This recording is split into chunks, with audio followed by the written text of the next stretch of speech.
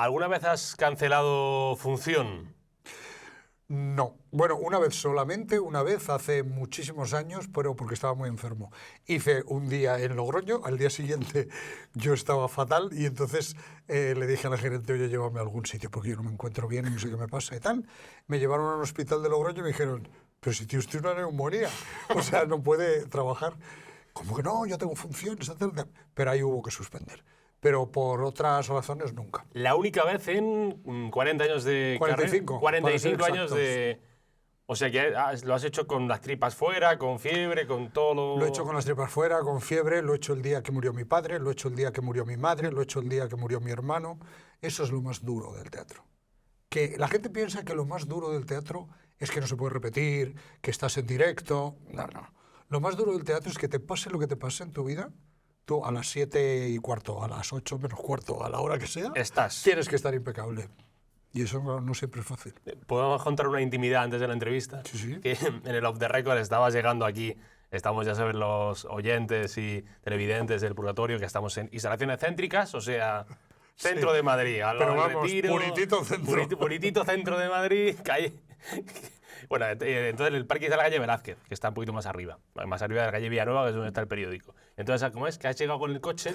Claro, yo he y te visto has quedado atascado entre... Claro, yo he visto, digo, parking, pues aquí, pum, Sí. me he metido, no he mirado si ponía libre o completo y cuando he entrado en la cuesta he visto que tenía 2 coches delante parados a los que no les daban ticket porque el este estaba completo y hasta que se vacía una plaza pues no te dan otra.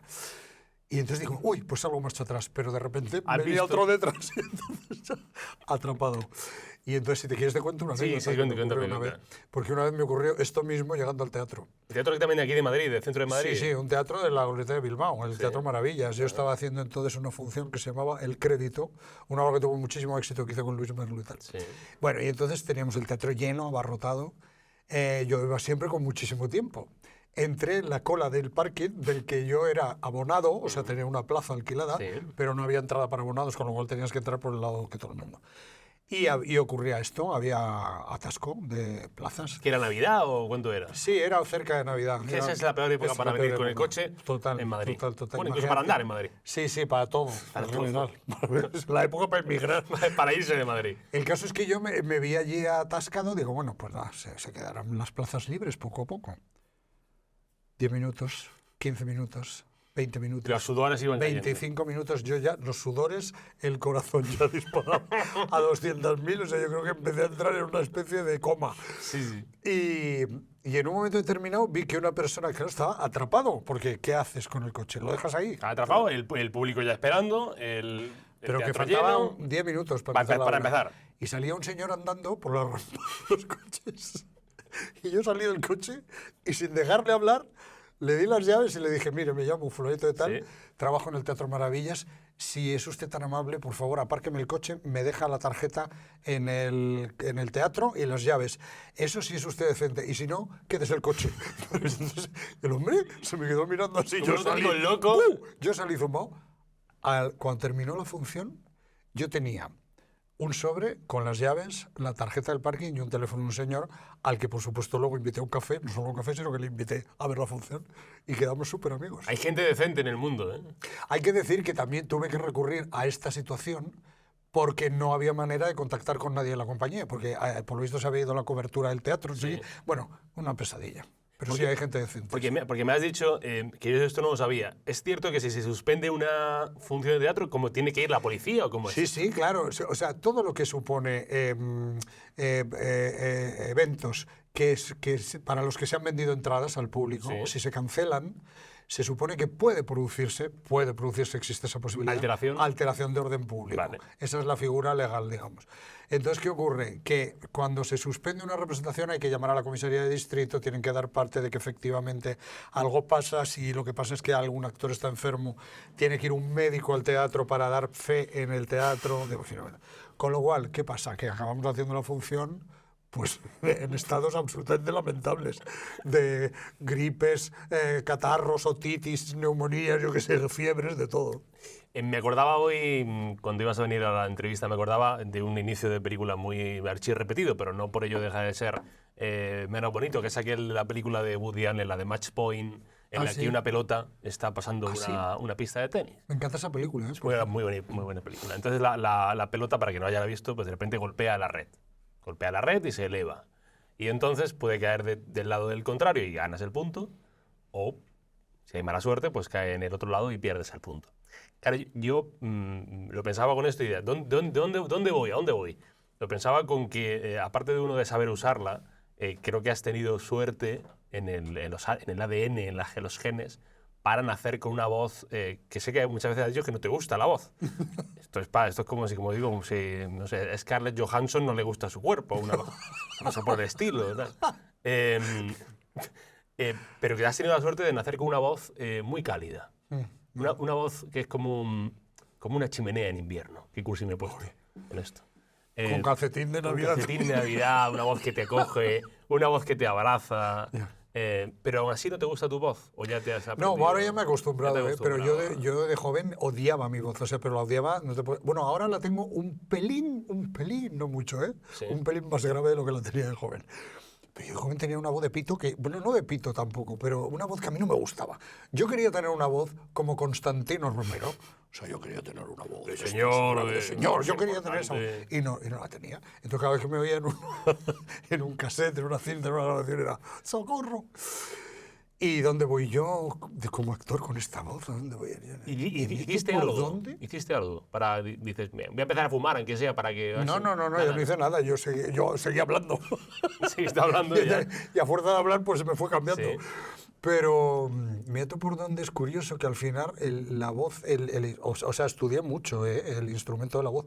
Yo lo estudio mucho como todos los que hacemos mucho teatro, porque, claro, la voz hay que trabajarla, es un instrumento que hay que trabajarlo muchísimo, sobre todo cuando no tienes un micro al lado y tienes que llegar a un teatro de a lo mejor 1000 localidades, pues hay que saber proyectar la voz de manera que se escuche un susurro sin gritar.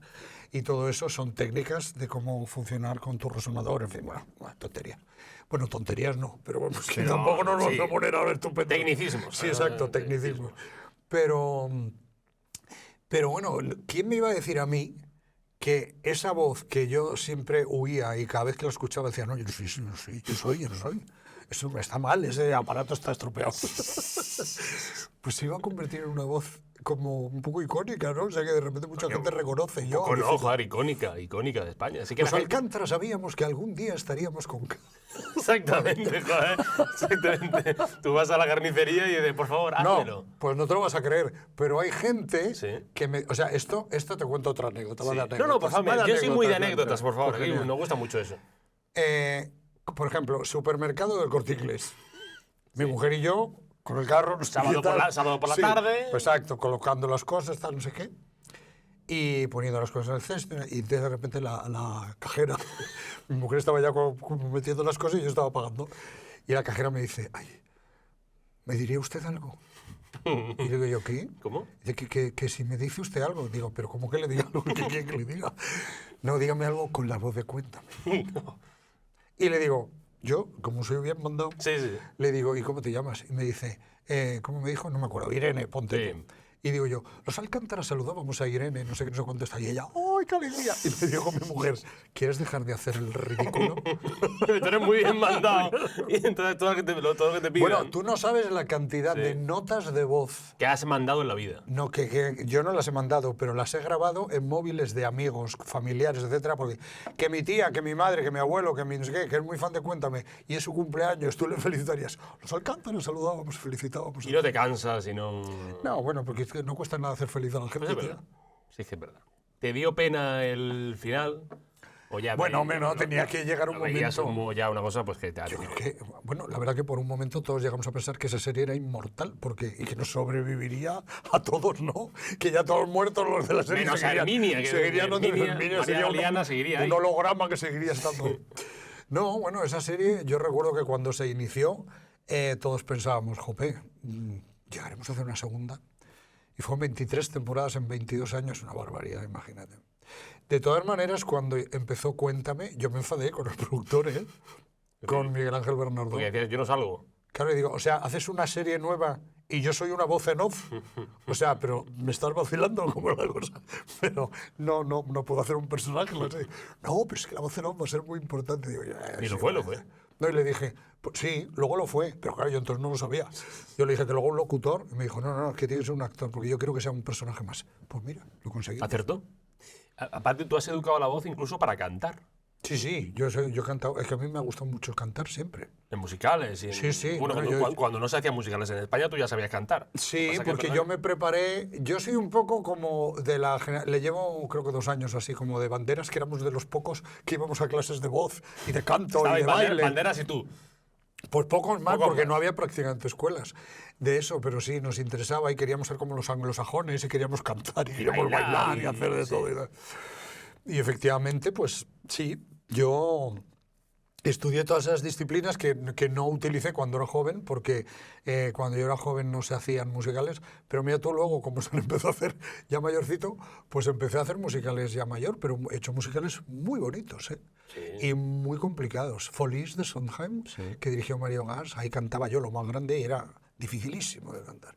Pero bueno, a mí me han gustado los riesgos siempre. Luego hice el Capitán Von Trapp de Sonrisas y Lágrimas, hice el padre de Billy Elliot. Yo que sé, he hecho muchos, sí. ¿Cuál es el que más te ha gustado para cantar?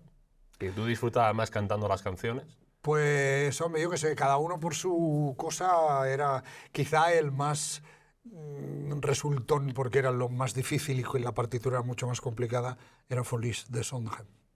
Ya que estamos en el purgatorio, de The Objective, antes de empezar, esto es prólogo. Espérate, esto es prólogo. Esto es prólogo de la entrevista. Vale.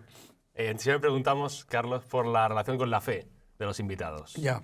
¿Eres un hombre creyente? ¿No lo eres? No soy nada creyente. No. Totalmente. No soy religioso, nuestra hija no está ni bautizada, quiero decir, o sea, no. No, y vengo de una familia católica, practicante y tal, ¿Sí? y lo respeto muchísimo y tal, pero bueno, yo no me doy por ahí. Carlos Hipólito, bienvenido al Purgatorio. Gracias por venir a este espacio céntrico, que es verdad que tiene sus cosas bonitas y sus complicaciones también de tráfico y de asistencia. Pues si estuviéramos en un polígono de esos, donde están las televisiones están siempre en polígonos, están en esta radio. Pues ahí podríamos tirar el coche. Ahí nada, se puede tirar el coche y todo además. Igual Carlos es actor. Actor es la etiqueta que mejor te define, porque tú fuiste actor desde 16, 17, 18 años. Ya decidiste, tenías esa cosa de quiero ser actor. Y nunca ha habido en toda tu carrera, nunca ha habido un momento de ¿y si bueno, tiro sí, la al toalla? principio. Yo empecé a estudiar arquitectura porque mi padre era arquitecto y yo jugaba con él a las casitas, pero no a las casitas como se entiende lo de las casitas de vamos a peinar a la muñeca, no, ni a hacer un té. Nosotros jugábamos a hacer casitas. Entonces mi padre se sentaba en su tablero y se ponía a diseñar una casa o a elegir dónde se ponía la ventana, dónde iba el pasillo, dónde se colocaban las cosas. Y entonces yo jugaba con él ahí, me sentaba al lado y decía, a ver, ¿dónde pondría la ventana? Y yo, aquí. Y decía, hombre, hay un árbol, ¿no? Mejor aquí, un poquito más para acá. Bueno, pues ese tipo de cosas, yo jugaba con él a eso y eso despertó en mí mucho interés por la arquitectura, por las proporciones, me gusta mucho mirar los edificios. Cuando viajo, aparte de ir a museos, me gusta mucho pasear porque me paso el día con cara de andar buscando piso, porque voy como mirando las casas. Aquí viviría, aquí no viviría. Sí, por ejemplo, ¿no? Sí, las proporciones de las ventanas están bien hechas, bueno, o son bonitas, yo qué sé. Entonces yo empecé con eso y estudiaba arquitectura y teatro a la vez, pero luego pudo el teatro. ¿Nunca no tenías ningún pasado familiar dedicado a la actuación? ¿Fuiste el primero? Nada. Sí, fui el primero. Lo que sí tenía eran unos padres que eran muy aficionados al teatro. Bueno. Mucho. Hasta tal punto, lo he contado muchas veces, que para que te hagas una idea de hasta qué punto el teatro era importante para ellos, en la época que yo era pequeño había un programa de televisión española que se llamaba Estudio 1, que eran grandes textos hechos por los mejores actores de la época que hacían teatro entonces y tal, y eran muy buenos, la verdad que había cosas buenísimas. Y en mi casa el día del Estudio 1 se cenaba antes para sentarnos todos en el sofá a ver, o sea, como si fuera el partido, ¿sabes lo que te digo? Como si fuera España. Sí, y en cambio nadie era aficionado al fútbol en mi casa, ya ves. ¿Y no lo eres tampoco tú? No. Bueno, a ver, un partido como estos de la Eurocopa y no sé cómo lo veo. Pero no soy nada, no solamente no soy aficionado al fútbol, no lo digo con orgullo ni nada, seguro que me he perdido emociones estupendas, claro, seguro. Pero soy un analfabeto total de fútbol, no sé nada. No, si no le gusta a uno o no ha tenido... Bueno, el Estudio 1 dio grandes Yo me acuerdo que yo no lo vi porque no estaba No, vivo, hombre. pero vi hace unos meses en YouTube, que la gente lo vea, Ah, sí. el estudio 1 de 12 hombres sin piedad, Hombre, con eso era Bódalo, mítico. con Bódalo Ahí y estaba, con- no solo Bódalo, ahí Bódalo estaban estaba lo mejor de lo mejor. algunos de los mejores actores de esa época, sí, sí. Pues yo creo que es mejor que no sé si mejor que la peli original, vamos a no Sí, tampoco yo creo que sí, ¿eh? pero creo que es una obra Era muy buenísimo. digna y que además en YouTube tiene mucha repercusión. Bueno, como digo, empezaste en el 78, 76 más o menos. Sí, en el 78, hay muchos sitios ponen el 76 porque fue la primera vez que hice un papelito, pero yo siempre tomo mi debut profesional en el 78 con Así que pasé 5 años de Lorca, dirigido por Miguel Narros. Bueno, viste toda esa época convulsa de libertad, de democracia, de aperturismo. Y ahora hay compañeros tuyos, bien lo sabrás, que dicen, pues yo creo que antes había más libertad. En los 80, por ejemplo. No, yo no No lo se lo creo. compras. No, yo no lo creo en absoluto. Ahí, hombre, habría más libertad, pues según para qué cosas, porque las costumbres sociales eran diferentes. Y es verdad que sí hubo un estallido de afán y deseo de libertad recién terminada la dictadura, obvio y lógico, porque claro, este país pasó de estar en blanco y negro no a estar en color, valga esta metáfora tan manida ya, pero es que es verdad, o sea, es muy, muy gráfica, ¿no?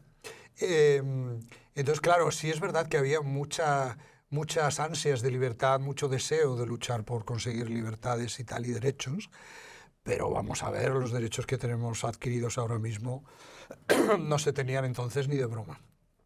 Así que no, yo creo que es verdad que ahora hay otro tipo de cortapisas, ¿no? Como De es lo autocensura, políticamente o- correcto, sí. autocensurarse, por no herir a determinados colectivos, que todo el mundo, claro, evidentemente, a medida que va viviendo más derechos, va habiendo más gente que lucha por sus derechos, que se siente agredida Sí. con cosas que a lo mejor antes no tenían importancia, pero cuidado, igual sí que la tienen. Pero, o sea que la quizá el peligro de hoy en día es más a lo mejor esa autocensura, más que Sí, una... puede ser. Puede ser. La autocensura y también sí, porque, claro, si intentas... yo diría que el peligro ahora es la autocensura, que muchas veces está provocada por esa especie como de deseo mm, irrenunciable, parece que hay ahora mismo, de gustar a todo el mundo. Y es que no se puede gustar a todo el mundo. Quiero decir es con esto que para no herir a estos no voy a decir esto, para no molestar a no sé quién no voy a decir esto, para que todos los tenga como seguidores, para que todos me den el like, para que todos me digan que qué estupendo soy. Bueno, pues yo creo que también esa es una de las enfermedades de esta etapa, ¿no? Y época. ¿Dónde crees que hay más libertad creativa ahora? Ya no ni de censura ni de no censura, pero sí más libertad, más valentía a la hora de hacer determinadas cosas que a lo mejor no se puedan... ¿Crees que la libertad creativa está ahora más en el teatro o en las series, más que en el cine, más que en la televisión? Yo creo que en general está más en el ámbito artístico, más que en el social, digamos, y en el político, pero en el ámbito artístico, dentro del ámbito artístico, pues bueno, yo qué sé, yo creo que hay gente muy valiente en todos los ámbitos, ¿eh? En el tema de, por ejemplo, de la ficción televisiva, Sí. pues es verdad que en muchos casos la ficción televisiva ha ido por delante del cine, ¿no? A veces a la hora de arriesgar, sobre todo internacionalmente, a través de plataformas míticas que lamentablemente están desapareciendo, como HBO y este tipo de gente, que realmente construyeron e hicieron series, apostaron por cosas que no eran las que aparentemente iban a tener más éxito y sin embargo se han convertido en referentes, ¿no? En el caso por ejemplo, en la pintura, en la música, en la escultura, en la literatura, yo creo que sí hay mucha gente muy valiente, muy libre y muy innovadora. ¿Y qué le falta a la industria cultural en España? Porque tú has vivido esos 45 años de cambio, de evolución, entiendo yo que de mejoría, pero también todavía de defectos o de fallas comparado con Francia o con países del resto de Europa. ¿Qué nos falta a España para...? Pues fíjate, la pregunta me decías, ¿qué le falta a la industria, digamos, del arte o del espectáculo española? Pues lo que le falta es ser industria. ser? Es que no somos una No industria. somos. No nos consideran industria, no tenemos los privilegios que tienen las industrias en otros países. No existe una ley de mecenazgo, por ejemplo, que ayudaría muchísimo a que la industria del teatro, por ejemplo, o de las películas, o del cine, o de tal, pudiera salir adelante con más facilidad.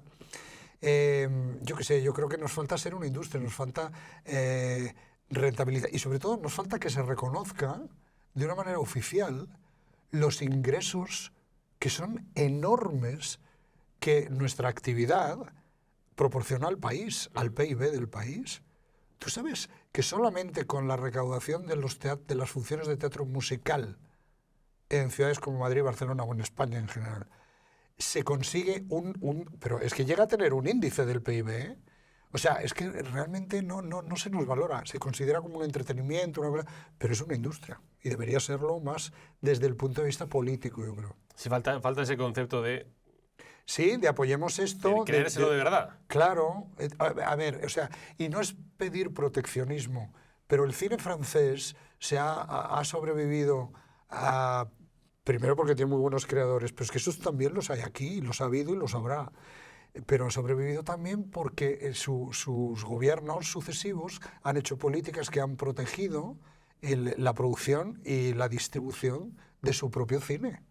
Es decir, han puesto cuotas para intentar apoyar ante la vorágine y la voracidad del mercado americano, que se lo merienda todo, pues han protegido. Y eso no es ser esclavos, ni pesebreros, ni esta cosa tan manida que la gente tan... Subvencionados, dicen, ¿no? Sí, subvencionados, pesebreros, los titiriteros, en fin, toda esta cosa que a mí me da pereza ni siquiera hablar de la gente que dice esas cosas, que no me interesa ni siquiera hablar de ellos. Pero creo que no es nada de eso de lo que estoy hablando. Estoy hablando de que se apoye realmente una industria que produce beneficios al país. Pero eso serviría mucho mira la de los titiriteros o los subvencionados. Bueno, aquí subvenciones en muchas cosas. Sí, o sea, cuando por ejemplo la gente de extrema derecha de este país decía en pandemia, ahora se demuestra que los titiriteros no sirven de nada y que lo que importa son los enfermeros gay. Esa persona seguramente estaba encerrada en su casa viendo sin parar series de televisión, películas que ¿quién las han hecho? Esos titiriteros de los que está hablando, ¿no? O sea, es que es una mentira tras otra la que dice esta gente. Bueno, eso callarme un poquito. No, se está para hablar, ¿sabes? No te calles. Y aparte de que siempre estamos como una cosa a veces un poco baladí del entretenimiento, de como tú decías, de no darle importancia, claro, de la inutilidad, que cuando no lo encontramos... Joder, es que de verdad que una tarde en el teatro o viendo una película, una buena obra de teatro... Puede ser terapéutico. Musical, es que es vital. Bueno, yo creo que es lo que nos hace, una parte de lo que nos hace humanos, aparte de comer sentados. Hombre, el arte de un país es el alma de ese país, ¿no? Y dentro del arte yo creo que está no solo la pintura, la literatura, la escultura, pues que también está el cine y también está el teatro, ¿no? La música. ¿Qué te está gustando últimamente? Es decir, lo que tú has visto en series, en películas, en obras de teatro, recomiéndanos, ahora que estamos ya en verano, ¿qué podemos ver o picotear? Bueno, yo que sí. A mí, mira, en general me gustan... nosotros somos muy de ver series en casa. Nosotros, mi mujer, mi hija y yo, que solemos... Porque sois una familia muy de sí, cultura. somos muy de esto, claro. Los tres somos actores. Claro. Solemos ver muchas series, muchas pelis y tal. Y últimamente estamos tirando por salirnos un poco como del carrilito este, porque vamos todos... Sí, los algoritmos. Sí. Pues estamos viendo muchas series nórdicas del norte de Europa que son policíacas, oye, que están fantásticamente hechas. Te lo juro. Sí. Hemos visto una serie que tiene narices, ¿eh? Una serie que yo creo que era islandesa, con unos actores buenísimos, una trama espectacular, y toda la serie es de noche, porque claro, les pilló esa etapa de... Los 6 meses que es de noche. Exacto. No sale el Oye, sol. pues es todo el rato de noche. Yo qué sé, es otro mundo. Pero no tiene esa... O sea, si mucha gente...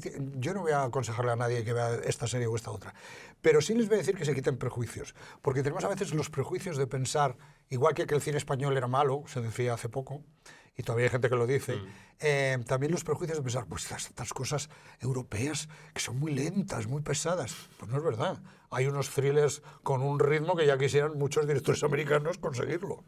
Está bien lo de hay gente que está enganchada a las series turcas y nosotros a las danesas. Sí, a mí las turcas no me gustan mucho, ¿ves? Pero porque tiene a mí esa vertiente culebronera, o sea, no me atrae mucho, la verdad. Sobre personajes, sí te he leído que eres uno de esos actores que dice, no, yo el personaje lo dejo en el camerino o en el set de rodaje, que es una cosa muy honesta por tu parte y sobre todo muy elogiosa, porque hay Capelba en la actuación o en el periodismo o en la vida. Yo soy actor 24 horas. ¿Pero tú te imaginas qué pereza? 24 horas. Qué pereza, ¿no? De vida. Hola, gente... es que soy actor, ¿sabes? Sí, sí. Como dices, ¿perdona? Gente... De hecho, yo, los amigos que tengo dentro del oficio, sí. siempre, muchas veces lo comentamos todos, decimos, es que parecemos como, yo qué sé, podríamos ser el camionero de del mercado de acá al lado de casa. Toda esta gente que es como, que tiene mala hostia, pero porque está preparándose el personaje, ¿no?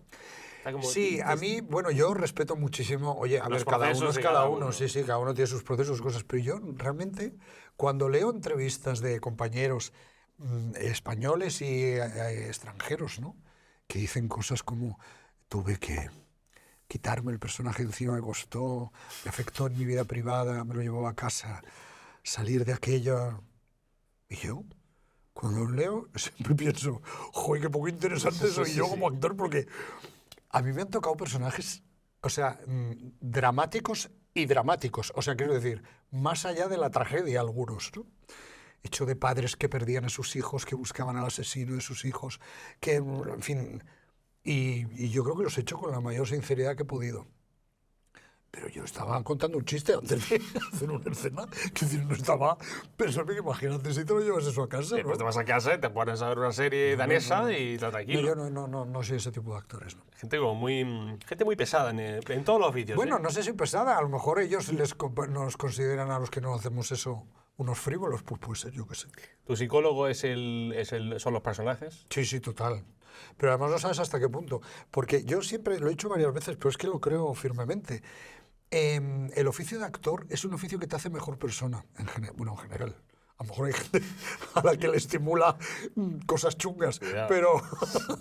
pero en general, digo, verás, me explico por qué digo esto. Porque yo creo que cuando eres actor tienes la obligación y la necesidad, sobre todo, de entender por qué un personaje se comporta como se comporta, sí. Independientemente de que compartas o no su manera de actuar, ¿no? Sí. Entonces te toca hacer un asesino, te toca hacer un violador, te toca hacer un personaje muy negativo. Pero tú tienes que intentar entender qué cosas le han llevado a comportarse así para poderlo incorporar, ¿no? Eso no quiere decir que lo justifiques, pero sí que lo entiendas. Entonces, inevitablemente, yo creo que el hacer un personaje tras otro a través de este tipo de acercamiento te vuelve una persona mejor porque te vuelve más tolerante, te vuelve más empático, te vuelve alguien que es capaz de entender realidades que no tienen nada que ver con la suya, formas de relacionarse y de comunicarse y de entender la vida, el sexo, las relaciones, etcétera y tal, de una manera que a otros les puede parecer aberrante. Bueno, pues chico, yo qué sé, yo creo que en ese sentido nos hace mejores. Sí, es verdad, que te pones siempre te pones en la piel del otro. Eso que acabas de decir, es exactamente el mayor consejo y la mejor enseñanza que mis padres, que fueron dos seres extraterrestres maravillosos, bueno, eran de Madrid, pero extraterrestres.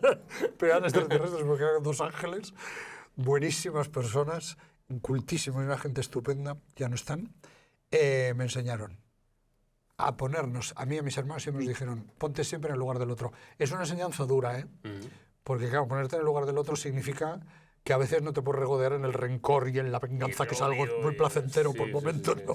Aunque luego es muy venenoso. Pero nunca se puede llegar a odiar a un personaje. Siempre quieres a la persona. Sí, lo puedes odiar. Tú puedes odiar. Sí, decir, ¿qué personaje? No, yo he hecho personajes que dirían, oye, este tío, es que no tendría un amigo como este en mi vida. O sea, pero aún así lo tienes que reconvertir para hacerlo. Pero no, ¿sabes qué pasa? Que es otra cosa, porque los actores tenemos una especie de esquizofrenia que es difícil de entender para la gente que no se dedica a lo nuestro. Tú puedes estar en un escenario o delante de una cámara viviendo un momento enormemente dramático, con las lágrimas cayéndote, y la cara desencajada, incluso te cambia el color de la cara, o sea, te transformas físicamente también. Y a la vez estás diciendo, qué bien está saliendo. Es que eso está pasando a la vez. Estoy bordando. Y sí, no sé tanto si lo estoy bordando, pero está saliendo bien, porque está todo lo que quería sacar está saliendo. Pues eso pasa a la vez. Entonces, eso es difícil de entender, con lo cual tú puedes estar haciendo un personaje con mucha entrega, con mucho no sé qué, y a la vez estar pensando, qué asqueroso es este tío, no sé qué, por favor. Pero, o sea, ¿cómo no va a odiar a su personaje?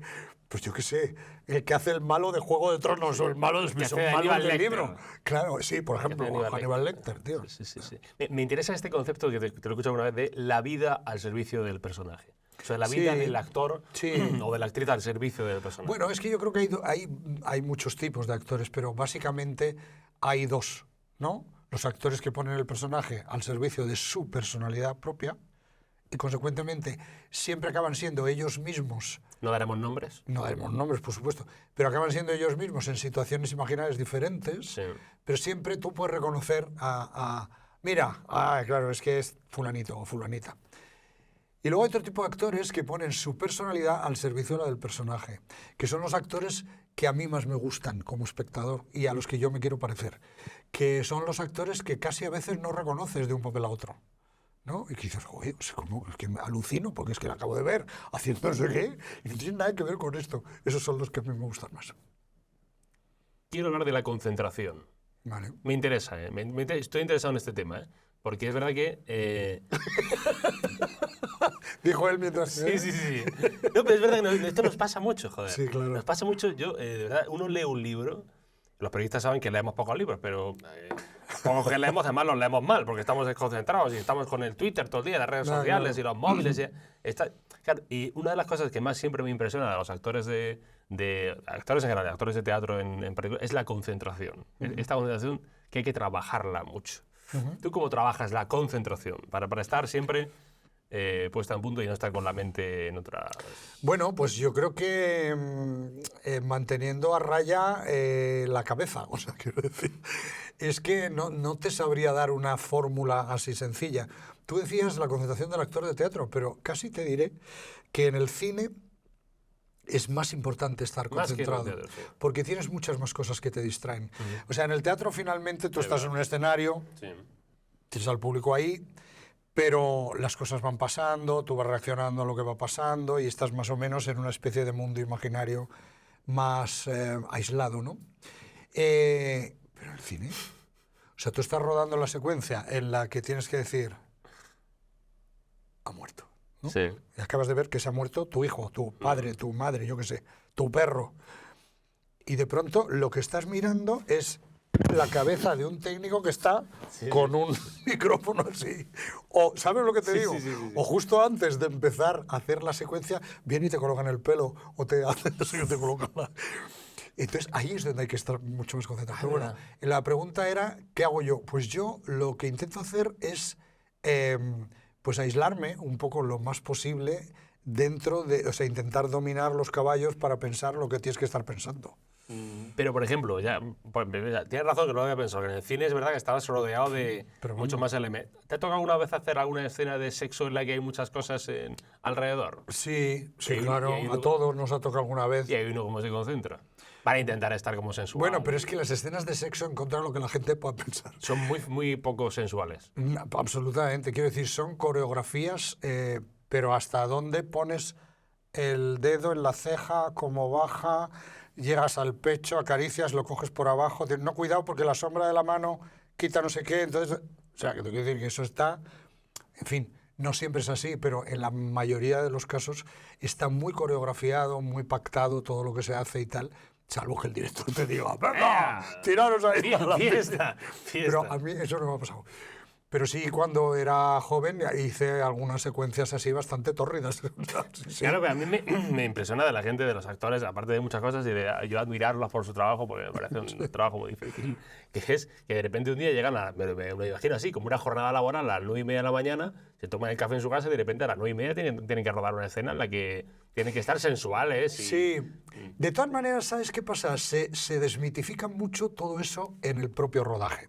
Sí. O sea, cuando tú tienes que hacer una secuencia de ese tipo y tienes, por ejemplo, que estar desnudo, pues en general suele producir pudor, no. Pero las primeras veces, entiendo ya, ¿no? El problema, claro, la cuestión es, primero, para ese tipo de secuencias se suele dejar un equipo reducido, tampoco es que esté pasando gente por allí por la puerta, quiero decir, lo controlan un poco. Están los imprescindibles para poder hacer el trabajo, que por otro lado no son 2, o sea, son bastantes personas. Que en vez de 50 hay 20. Pues a lo mejor, bueno, o en vez de 20 hay 10. Vale. Pero la cuestión es que llega un momento en que al principio tú terminas una toma y vas a ver cómo ha quedado o lo que sea al combo, que es donde llamamos al lugar donde están las pantallitas y tal, y a lo mejor el director te pide que vayas o la directora te pide que vayas para ver, mira, es que esta posición es mejor así, porque mira, aquí ves, se va a dar una sombra o lo que sea y tal.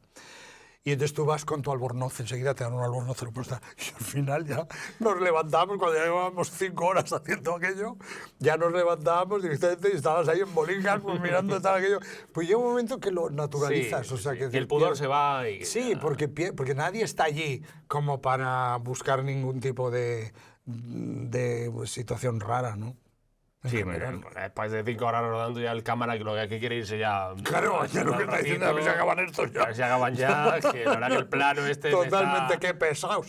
A ver si se besan bien ya de una vez. ¿Dónde has alcanzado más la felicidad? ¿En el teatro? ¿En rodando una película? ¿O son diferentes tipos de felicidad? Son diferentes, sí, la verdad, porque cuando...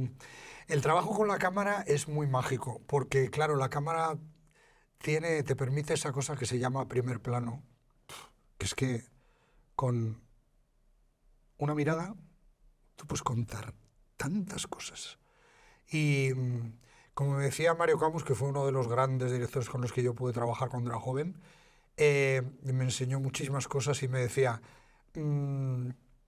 es que cuando te hacen un primer plano no hay que hacer nada, lo que tienes que hacer es pensar, porque la cámara está viendo lo que piensas.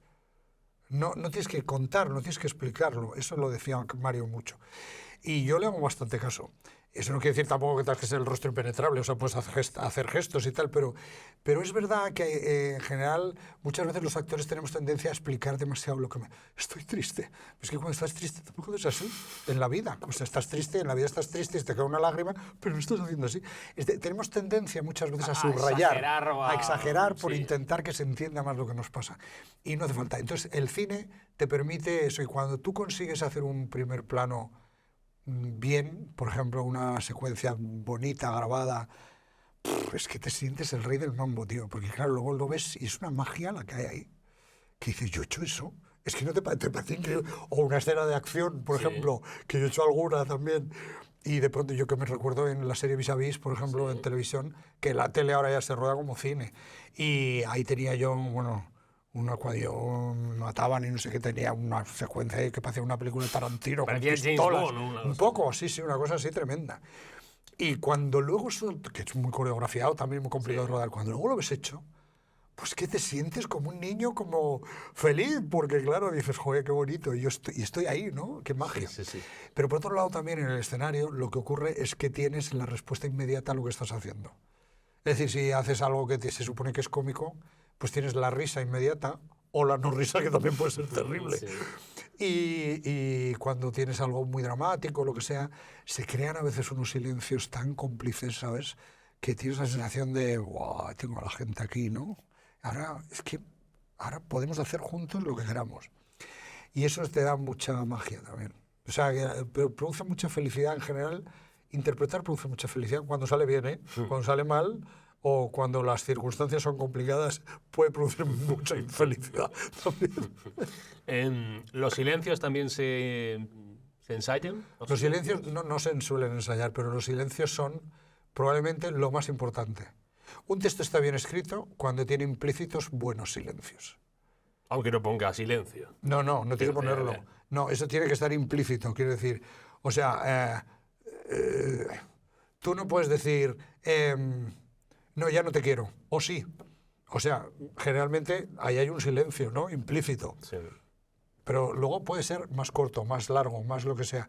Pero los silencios generalmente suelen ser transiciones, momentos en los que permites al espectador que vea al personaje pensar, no solo hablar y actuar. Un personaje yo creo que está bien hecho y empatiza con el espectador, que finalmente es para lo que actuamos, cuando consigues que piensen contigo, no solamente que te escuchen. Este es un medio muy político, The Objective.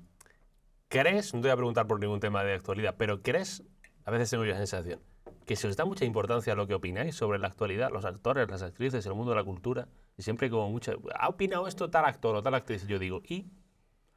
Pues es que no lo sé. Mira, a mí siempre me ha parecido muy marciano todo esta polémica, porque, o sea, los actores generalmente, y bueno, o si no voy a hablar por mí, yo no tengo ninguna intención de dogmatizar en nada, ni para empezar, no estoy ni en redes, no te digo más. Sí. O sea, me salí de todas las redes, no tengo ningún interés en hacer la frase ingeniosa sobre tal cosa, dar mi opinión sobre lo que sea, y consecuentemente la opinión de mucha gente y su frase ingeniosa me interesa un poco. Entonces, yo no tengo ningún interés en opinar sobre lo que ha pasado en no sé dónde, sobre lo que he hecho no sé qué, sobre tal, no sé cuál. Pero si me hacen una entrevista sobre el tema que sea, y sobre un tema, generalmente a mí me hacen entrevistas por temas profesionales, porque por mi trabajo como actor. Y a lo mejor el entrevistador me pregunta por algo en concreto, pues yo le contesto. Pero eso no quiere decir que yo haya hecho la entrevista para dar una arenga sobre no sé qué cosa. Entonces, claro, que tú opines sobre algo no quiere decir que tú hayas hecho esa entrevista para opinar sobre eso, ni para decir eso. Es que has sido educado y le has contestado a un señor lo que pensabas, pero no pretendiendo ni que nadie te siga en ese pensamiento, ni que desde luego yo desde mi pequeñísima y humilde parcela no tengo ningún interés de dogmatizar ni de hacer proselitismo de ningún tipo de idea, cada cual que tenga las suyas. No, pero está bien lo que dice. Yo no me refiero tanto a que no contesten o sí contesten, pero que una vez contestado, hay mucha gente que se lo toma muy a pecho, tanto a favor como en contra. Pero Y ¿cómo? digo, Que a mí me han dicho... Pues pero es la es que opinión yo... de un actor, como puede ser de un músico, o de un ingeniero, pero de cualquier ciudadano. o de un periodista. Pero entonces, por ejemplo, si tú opinas sobre algo porque contestas en una entrevista, te lo digo porque a mí me ha pasado también y me he quedado de piedra. Porque digo, pero bueno, y esta especie como de tormenta, de repente, pues yo qué sé, si es una entrevista en un periódico, pues luego hay comentarios en ese periódico, ¿no? A esa entrevista. Y de pronto hay gente que dice, otro imbécil, otro actorcillo de mierda. Otro paniaguado. Sí, otro actorcillo de mierda que ya se cree muy listo y que opina, no sé qué, vete a Cuba o vete a vivir con Fidel Castro. Y dices tú, ¿qué? ¿Pero por qué me dices de este señor? Si yo no le he ofendido en nada, ni me he metido con sus ideas, ni nada. También es verdad que yo creo que son los que más ruido pueden hacer, pero los que... Sí, en realidad el mundo no es así. No, es verdad que no. Lo que pasa es que es cierto que hay menos gente que hace esas cosas que gente estupenda y normal y tal. Pero esa gente hace mucho ruido y el problema no es que esa gente haga mucho ruido siendo pocos, es que ese ruido es jaleado y aplaudido por mucha otra gente que le da eco. Entonces, el problema ya son pocos, pero se convierten en muchos. ¿Cuál crees, ya estamos hablando de política, cuál crees que puede ser el político que más dotes para la actuación pueda tener? Porque la política tiene mucho de teatrillo, ¿no? De posturas, pues, sí. De modulación de voz. De postureo un poco, a ver. Pues se decía, por ejemplo, que Felipe González en sus años de tal, que era un buen actor. Sí, el tío actuaba bien, ponía la vocecita. Pues mira, serían dos buenos ejemplos. Siendo como son tan diferentes, Felipe González yo creo que en su momento fue un gran seductor, ¿no? Que concitó las ilusiones de muchísima gente de este país y eso lo consiguió a base de decir una cosa y a veces la contraria, porque también muchas veces eso es la política. Es que, quiero decir, las realidades se imponen y a veces... Cosas no, tan sí. Sí. O tan tal vez. Tan puede ser que sí. Y yo creo que hoy en día el mayor exponente de eso sería Pedro Sánchez, ¿no? Que también es otro gran seductor, yo creo, que aunque despierte, o sea, es un gran seductor que por otro lado despierta y concita unos odios que me resultan realmente incomprensibles. O sea, pero porque yo puedo no estar de acuerdo con un político, pues por ejemplo de extrema derecha, pero yo no le odio, o sea, no quiero como machacarle. Tú no odias a Abascal, por ejemplo. No. ¿Tú no compartes con Abascal? No, yo no comparto nada con ese señor. Pero tampoco le odio, precisamente porque yo creo que es que no tiene sentido. Es que yo creo que, bueno, o sea, me puede parecer mejor, peor, me pueden gustar más o menos las cosas que digan la gente, pero por eso no lo tienes que odiar. Es que esta polarización en la que estamos, o conmigo o contra mí, no querer escuchar más que lo que nos reafirma en lo que nosotros pensamos, no admitir ningún tipo de argumento que no sea exactamente la doctrina que nosotros tenemos en la cabeza, nos lleva al desastre. O sea, es que yo creo que es fatal. Es que no se puede potenciar esos odios y tal.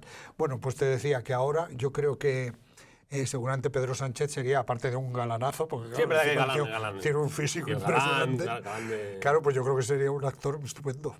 Aparte, yo creo que la voz la sabe usar más o menos. Sí. Tío, No, el tío tiene muchas dotes. Bueno, y de hecho ahí está.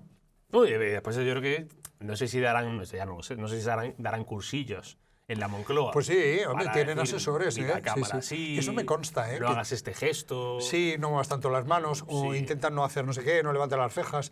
No, eso tienen asesores, pero no estos todos los políticos del mundo. Bueno, a lo mejor en Ruanda no, pero en la sociedad nuestra occidental todos lo tienen. Y después hay cosas como de curiosas, eso me interesa mucho, la comunicación política por gestos y no por... Sí, y además tiene mucho sentido que sea así, porque la política finalmente o sea, los políticos tienen que concitar, pues eso que decíamos, ¿no? El favor de mucha gente y su aprobación, y que les sigan. Para eso hablan y para eso actúan, ¿no? Y entonces, en ese sentido, yo creo que todo lo que les ayude a que el lenguaje no verbal esté controlado, a que tal, y algunos son muy expertos. Rajoy hizo una vez un cameo en una serie. Rajoy, no lo hacía mal. Rajoy. Pero hacía de él, ¿no? Hacía de él, sí, era cameo de él. Sí. Que yo creo que es lo más difícil que se puede hacer hacer de uno mismo. Bueno, Rajoy sería, por ejemplo, un actor característico perfecto. Porque los actores característicos son, esto se decía antiguamente, ahora ya no se usa esa terminología, pero incluso yo creo que es casi de antes de que yo me dedicara al teatro. Pero se decía, el actor característico o la actriz característica eran los que tenían una peculiaridad física, un tipo de voz, con el habla, una manera de hablar, acento, un no sé qué, que les hacía muy característicos y que para según qué personajes que generalmente iban unidos a la comedia, pues servían muy bien. Pero mírate, la comedia, esto decirlo ya para ir cerrando. La comedia es un poco como no sé si me compras este argumento, como la belleza. Que se tiene o no se tiene. Es decir, uno puede intentar ser gracioso. Sí. Y hay gente que no tiene gracia ni eso para no se adquiere. Y hay gente como que a Rajoy a lo mejor no lo intentará, pero que Rajoy es gracioso. Es muy gracioso. Sin pretenderlo, seguramente. Sí, a veces no pretenderá, ¿no? A veces y yo no lo conozco personalmente. Yo tampoco, pero que hace gracia a veces. Pero supongo que a lo mejor luego él es una persona graciosa. Sí, eso decía. Puede que lo sea, ¿eh? Que era un tío cachondo. Pero tiene mucha gracia él. Pero es la gracia del que no pretende hacer gracia. Exacto, pero esa es la buena. Esa es la buena. Esa es la buena. No del gracioso de turno. No, el gracioso que ejerce de gracioso generalmente es insoportable. Pero el Rajoy era gracioso siendo serio. Sí, total. Siendo serio. Carlos López Hipólito es un tío gracioso. ¿Ah, sí? Sí, bueno, me parece, sí. Sí, como decía mi gran y querido admirado actor Alberto Closas, que nos dejó hace mucho tiempo y que era un grandísimo, decía una cosa estupenda. Esto de hacerlo bien, hacerlo mal, hacer reír, hacer no sé qué, esto es o muy fácil o imposible. Pues Carlos lo ha hecho posible durante 45 años de carrera y los que te quedan todavía. Pues eso espero, sí. Tú no esperas jubilarte, tú... Yo voy a seguir trabajando. Es que los actores podemos seguir trabajando porque siempre habrá abuelitos para hacer, ¿no? Sí, pero también hay papeles que ya uno se... Claro, está bien inventar lo de las familias porque primero hacer de hijo, luego hacer de padre, luego hacer de abuelo y luego ya, si llega, de bisabuelo. Claro, así que papeles te pueden tocar así ya de abuelo que tú, papeles que te Pues gustan. Ahora tengo un problema. Yo ahora estoy en una especie de terreno de nadie. No eres ni abuelo. Porque todavía ya de padre de los jóvenes ya no les doy porque claro, ya tengo 67 años. Muy bien llevados. Bueno, los llevo bien, pero los tengo. Y claro, los primeros planos son muy delatores. Sí. Pero serías un poco padre Bertín Osborne, un poco, entonces. Serías, si fueras padre Bertín. Pero, sin embargo, no soy todavía, no tengo aspecto de abuelito. Es que no pareces abuelo. Claro, entonces esto es una faena. Porque yo tendría que estar haciendo abuelos ya. Pero siempre llega un poco tarde a los personajes, pero siempre parecía más joven de lo que era. ¿Y si yo empecé a hacer de padre de personajes de 40 cuando tenía 50. ¿Y si te dejas barba? Pues puede ser, porque me sale más así, blanca. Me sale muy blanca, sí. Bueno. Lo intentaré. O si no, que te pongan una... Me encorvaré un poquito. Sí, que te pongan una postiza o algo. Carlos, siempre es un placer hablar contigo. Es un tío bajísimo, que la gente lo sabe, además, que la gente te quiere, la gente te para por la calle. O cajeras de supermercado para que te manden... Me dicen cosas bonitas, eso está bien. Sí. No es para menos. Carlos Hipólito. Un placer. Quede con Dios y vaya bien. Gracias.